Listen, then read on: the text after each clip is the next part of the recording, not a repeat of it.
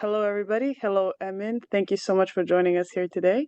And I'm really glad that Emin, one of our Bold Fellows of 2023, now an alumni, is going to kick off our Truth Be Bold series, which is going to be an interview series of previous alum, current members who have gone through this entrepreneurial journey with all of their challenges, all of their successes, and who can tell us a bit more about what is it like to be a startup founder in Bosnia, in Western Balkans, and in the region. So, Emin, could you Thank please you, Anya. share something about your entrepreneurial journey? How have you become, like, what motivates you to be an entrepreneur every day? And tell us more about Zakonit. Sure thing. Thank you, first of all, for having me. I'm excited to be here, and hello to all the listeners. Um, First question, what motivated me to become an entrepreneur? Well, I kind of started in entrepreneurship by accident. A friend of mine, a classmate from school, asked me if I wanted to manage his business when we were like 15. And it sounded exciting at first. So then we got into an accelerator, and that's when I really got attracted by the excitement of working as an entrepreneur, of working on your business idea, the kind of dynamic type of work that is entrepreneurship, the variety of different people that you meet and the different classes that you have. But then what it really means to me and why I stayed all these years or tried to stay in the entrepreneurial world is the opportunity to create. That's what I love about entrepreneur. I'm not an artist. I don't know how to draw very well or paint or sing, but entrepreneurship gives me a way to create beautiful things, products and services that people can use and enjoy. And yeah, that's my kind of art. About programs like that accelerator, the Bold Fellowship, you said they kind of awaken this creativity within you that you can explore and create and innovate. So, how has your process of thinking about businesses, of developing new businesses changed? How have the programs contributed to it? That's a great question.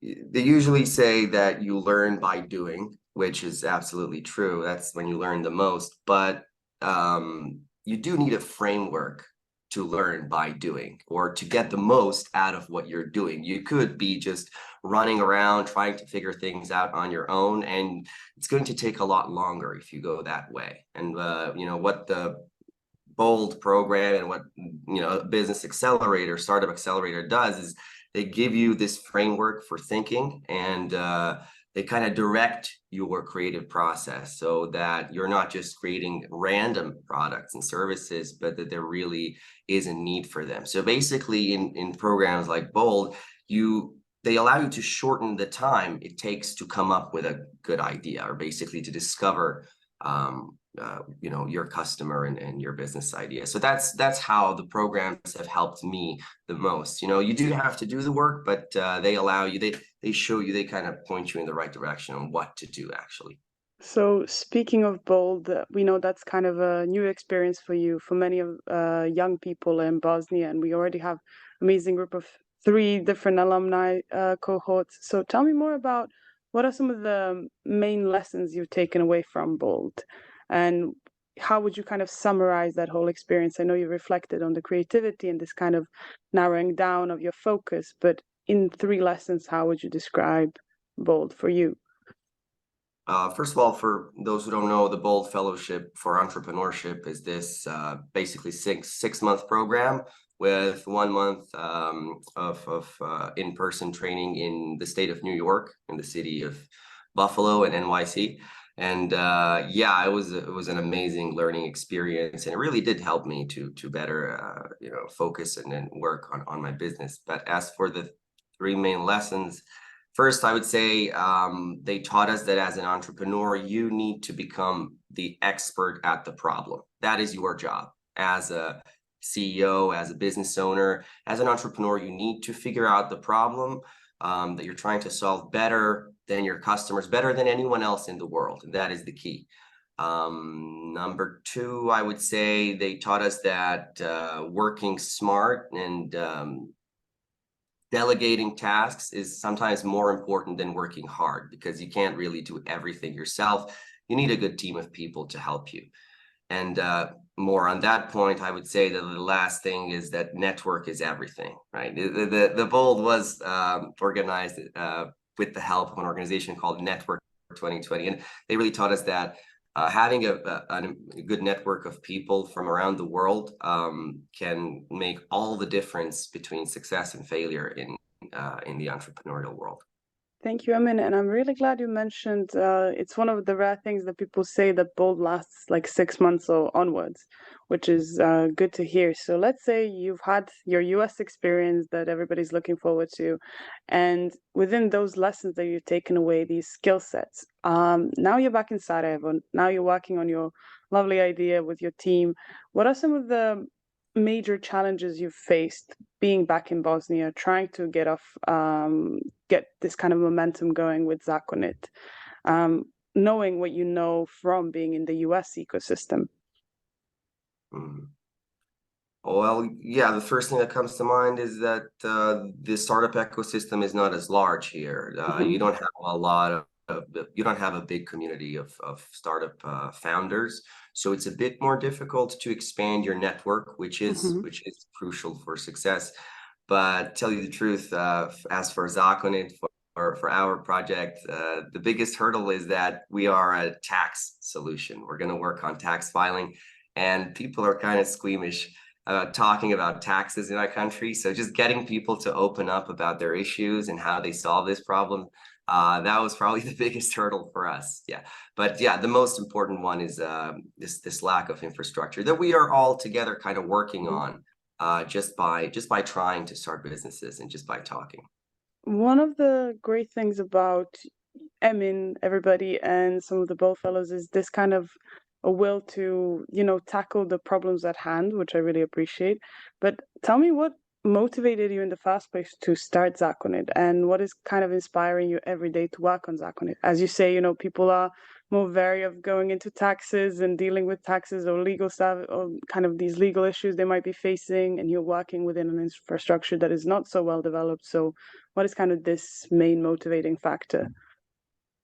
Well, I'm just going to recycle the answer that you hear all the time. It's I had the problem myself. I have been working as a freelance content creator for the last 5 years, and I had issues with filing taxes. I was confused by the system, so I kind of wanted to have this tool for myself, and that's where a lot of ideas start off. But yeah, so that was my primary motivation. But then there was, when you start talking to people, and then when someone tells you, I distinctly remember one conversation with a client, with a potential customer, and he said, "I need this.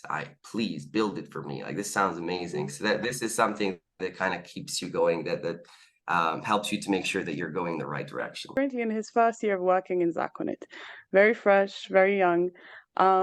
Is there anything you would have done differently about going about Zakonit or starting Zakonit that you now know but you haven't known in the Hmm. beginning, besides that you need this kind of service to deal with all these taxes and all these forms?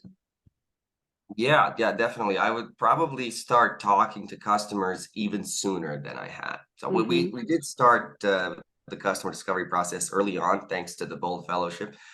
But even before, I was working on this idea, and we started building out the platform without even talking to customers based on what we think they would need. So just one thing that I would change is I would start doing interviews with customers. That's the first thing you should do before even thinking about working on a project, just to avoid wasting time on building something that people don't need, which is of course what happens and what happened to us. But we didn't get too much into it. We spent about, I don't know, a month working on something, then we realized that people really don't need it. That's a key thing that people might not realize about entrepreneurship, this whole need of reinventing, recycling, pivoting the idea, and it's never going to be the same what you started with, but it's that flexibility that really counts. And I mean, has there been a person, a role model, or an entrepreneur that inspires you? Like you kind of, in your dire times when things are not going well, you have a mentor you want to reach out to, or somebody that is doing a job or has a career that kind of pushes you to keep going on this path that you're currently on? Well, yeah, there are a couple of people. The first person that comes to mind is a guy called Emin Mehic. He's Hmm. the business owner from Sarajevo. who was my first business mentor. And it's just this guy who's always full of energy and motivation, and it always pushes you, to give your best. So I have him to thank for, kind of helping me understand that I could be doing this. I could actually be an entrepreneur in Bosnia and Herzegovina. As for just general role models, I like a guy called Naval Ravikant, which is a billionaire, Indian billionaire who has a great podcast. I suggest all startup founders should listen to. But actually, my biggest source of motivation are all the different business owners that I meet in Sarajevo and in the rest of the Balkans. I just love seeing, and I get motivated by my peers, people who are Mhm. trying to do the same thing and who are going through the same shit that I am, and they show to you that it's possible. For sure. Speaking of that sense of community, what do you think that your peers and you might not have in terms of resources or opportunities in Bosnia, but you would like to see, or something you've seen in the US, but you would like to replicate in Bosnia? Well, one thing that surprised me was that when we went I have a background in management. I Hmm. studied at the Sarajevo School of Business and Economics. And what surprised me was that when we got to the States, uh, there is new knowledge on the topic of entrepreneurship that kind of hasn't reached us yet. New methodologies for customer discovery, for building the product that I haven't heard here. So this new knowledge and these new ways of doing things, which are of course better, they are discovered through trial and error in the States, where people have more money to do research. These are the things that I found very, very useful. So just this new knowledge, maybe just came up with it. Maybe we need to we need to update our ways of doing things here. So when it comes to entrepreneurship, the U.S. is at the forefront of research when it comes to these different methods. I mean, in Europe, we have some great entrepreneurial centers too. But yeah, Buffalo really impressed me in that sense. For some reason, I haven't heard these methodologies in Bosnia. And of course, the network, the variety of people that you meet in the States is just it's difficult to find so many, I don't want to say useful, but so many important people for your project as you can in the States. Yeah. So just bringing those connections over here, thankfully through the internet, we can do that. That can really help the ecosystem here in Bosnia, I think. And as we know, you guys have really used your time well with the university at Buffalo, where you connected with their graduate assistants, with their students, with people from the School of Entrepreneurship in Buffalo. So we are already creating those kind of intercontinental relationships between Bosnia and the US, which I'm also really happy to hear that is kind of continuing and that you kind of reflect on them as well. But okay, one of my last questions for you, Emin, today, and thank you for your time, is now that you're at this beginning of your entrepreneurial journey, let's say, what is one truth you have noticed but nobody has told you before about being an entrepreneur, being an innovator? Mhm. It's Maybe quite broad, but my take a stab favorite at it. question for last. No. I appreciate the question. Well, um, I'd say that, usually the spotlight of the media is on the winners Hmm. and their latest venture, or on, one of the lucky few people who get it right on the first try. This happens. I have a friend who started his travel agency after COVID, and it really got, it exploded, and now he's doing great. But this is not something that happens usually or commonly. So before Zakonit, before I started working on this, I had a bunch of different failed ventures. So I would say that one important truth is the very few people make it on the first or even second or third try, and you got to be ready to fail a million times. And this is the difference between, I think, between winning and losing, between succeeding in starting your venture, is just not giving up. Shit is hard. It gets depressing and frustrating, and you just got to be ready to fail again and again and again until you get it right. And I think not just myself, my mentors as well confirmed this. This is probably the most important thing, just not giving up on your plans, on your goals. So that's yeah, just don't expect to win right away. Or as as they say in the Western Balkans, when you fall as a kid, you get up, you scrape your knees, and you say, nothing happened," then you continue playing. So I guess that's kind of the main lesson of not giving up and being persistent and providing those goals to people and the services they may need, and resolving those issues that you might have found, playing around those problems in society that I'm sure with your team will get soon resolved and have this kind of positive outcome. So, I mean, thank you so much for today. Thank you for giving us your time, and I hope to speak to you soon on another occasion. Thank you, Anya. It was great to see you, and it has been my pleasure. Thanks. Thank